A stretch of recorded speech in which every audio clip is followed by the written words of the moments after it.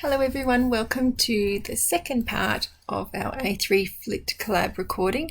So we've gone through the assignment details and we've understood a little bit about the structure of the assignment. So we know we'll be doing part of the assignment with our teammates and the rest of it we'll be doing individually. So let's just talk through our Padlet here. Again, it's chock full of all the questions that come up time and time again. So we've popped them in here. So if you have any queries for your ELA, just have a look through here first because you might find the answer quick and easily here. Otherwise, do let us know if you have any queries, anything we can help you with. So how are we going to help you? It's the same idea. We're going to do our Flipped Collaborate recording. So our links will be there. Our Flipped Collab, we're going to have a live brainstorming collab in week 8. So we're going to go through the scenario and do some discussing about the elements that we see as key there, and how to complete the assignment together. Then in week 11, we'll do a little last minute Q&A session with the ELA. So if you've got a last minute query, you'll pop in there.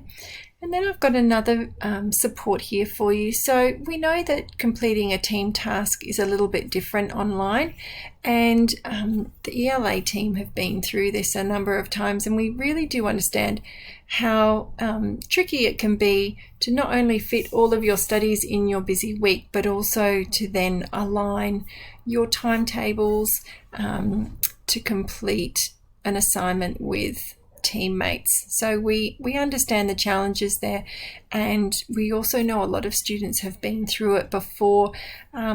Oftentimes I get emails from students that say, oh, I was a bit worried about A3, and you know, I went through it and it wasn't as tricky as I thought, and I actually enjoyed getting to know some of my students. So knowing that there are some elements that can be tricky, we found that there's a very generous student who gave me a few minutes of her time, and I just asked her what really made a difference and how her team completed that task, knowing that everyone was super duper busy with other areas of their life. So that's the video just here. I've popped it here. It's only a few minutes long, and a student actually talks through the elements of the task and gives you some good ideas for what worked for their team. So have a little look there, hoping that it will help you out. So of course we'll share our links there for our live recordings. And one of the questions that we have in our frequently asked questions is, why do we do a case study? So again, we know that there are many different theories, and theories can support in learning environments. They can support teachers, students, families, all of the stakeholders, and working together is a great way to consider all of these.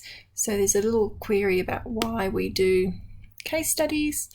Another query is about submitting. So we know it's a team task, however, everyone will submit their own assignment. So it says here, when submitting, all members will submit a single document via their own Canvas login. So we know that there are 2 parts of the assignment that you'll complete with your teammates, and the rest is individual.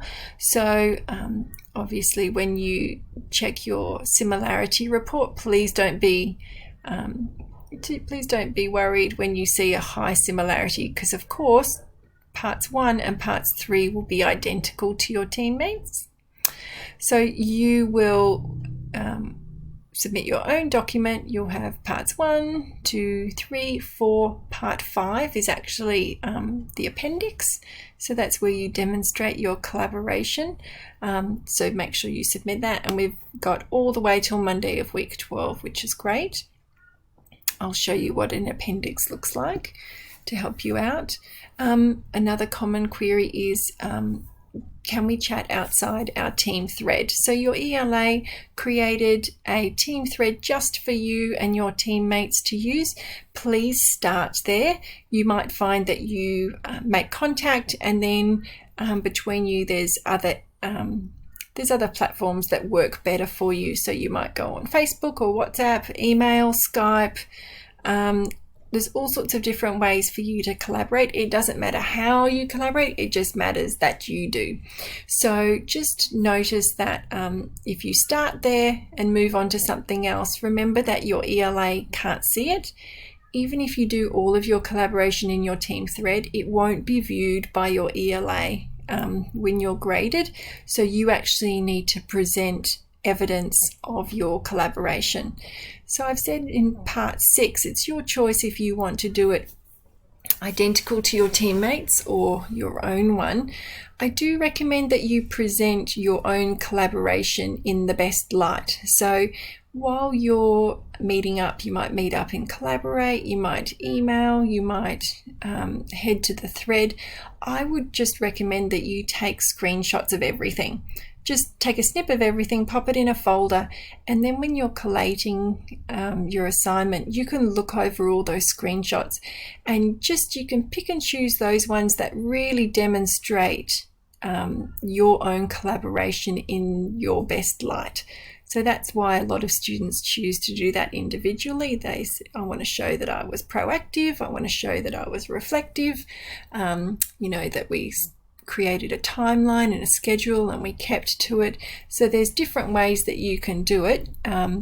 You just present your own collaboration in your best light, and you create that and you pop it in an appendix. So if you haven't used an appendix before, this is a great way to start because it's nice and easy. So this is an example of a really clear appendices. So this student is showing that within their team they knew that they had 5 elements to complete, and they negotiated dates to have them. So we know that's part 1 and part 3 were team elements, and they decided that together. So that shows a really great level of collaboration. They actually decided to jump into the live collab sessions and join and chat there. So they didn't need to do any notes or anything on that. It's just enough to show, oh great, everyone turned up and they had a chat there. And then you can just see here there's some snippets of working together. So that's a really great example of what collaboration looks like. And that's one that was submitted earlier in an earlier iteration. Another thing that's quite important here is research. So we have our 5 parts, and then of course part 6 is our appendices, and every section should include citations to the research which has informed your understanding, and that includes your so that's going to include part 4, which is creating your new scenario, and part 5 as well when you're reflecting on your learning and the process of A3. So just make sure you include citations throughout. There's one more I wanted to head back to here. Okay, so we start by analysing the scenario.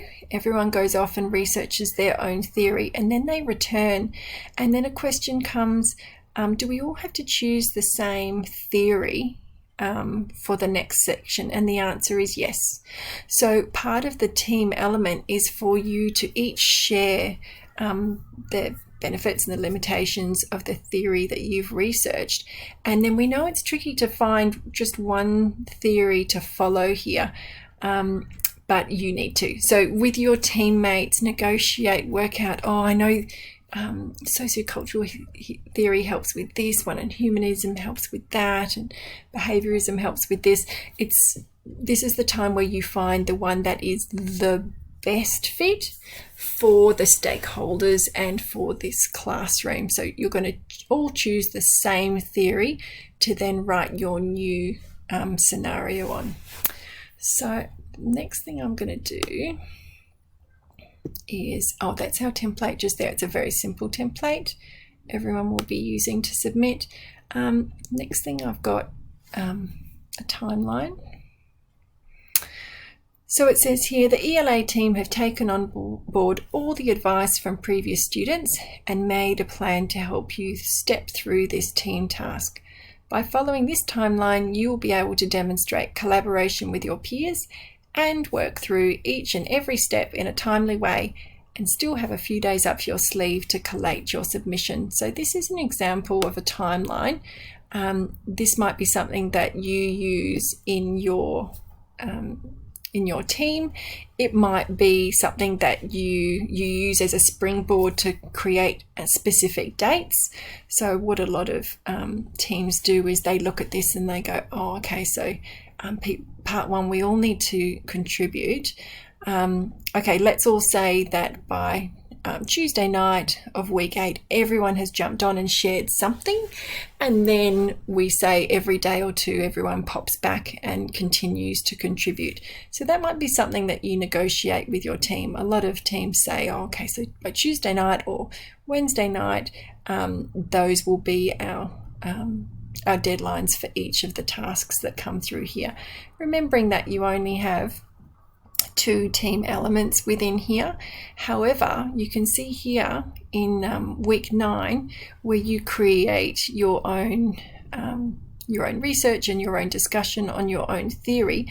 Or if you haven't completed that, you can't actually go and share it back with your team. So we have set a couple of deadlines in here just to make sure that things move as smoothly as possible for everyone. So in week 7, we asked everyone to just introduce themselves. Week 8 is where we actually begin the task. So we said that in this team section, all team members must contribute this week. It says, please alert your ELA if no team members have responded to you by 5 p.m. on the Sunday of week 8. So if the end of week 8 comes and no one has communicated with you, please email your ELA straight away. So it also says, if you have team members missing but have at least one teammate, please let your ELA know and continue as a pair. So we have a requirement for collaboration, and 4 teammates is great, 3 teammates is great, and 2 teammates is great. As long as you have one person to discuss with, then that is a great way to demonstrate collaboration. So as long as you have one buddy to work with, just let your ELA know and continue on. So you can see here that we've got each of the elements, and then returning towards week 11, this is where you write your new scenario, and week 5, part 5 is your reflection, and then it's due Monday of week 8. And then I've just created a tip sheet here.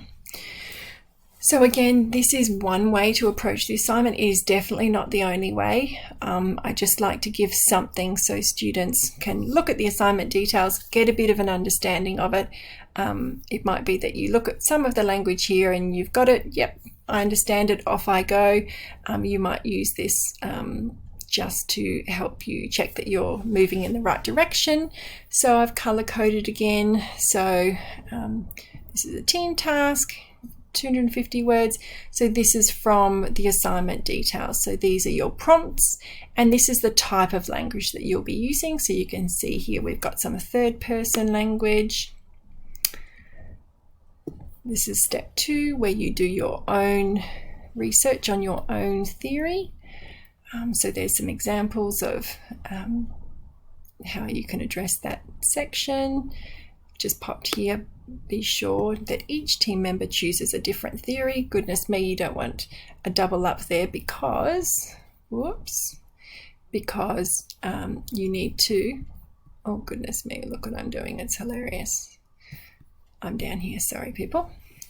You all want to research a different theory so you can come back and negotiate which one is best.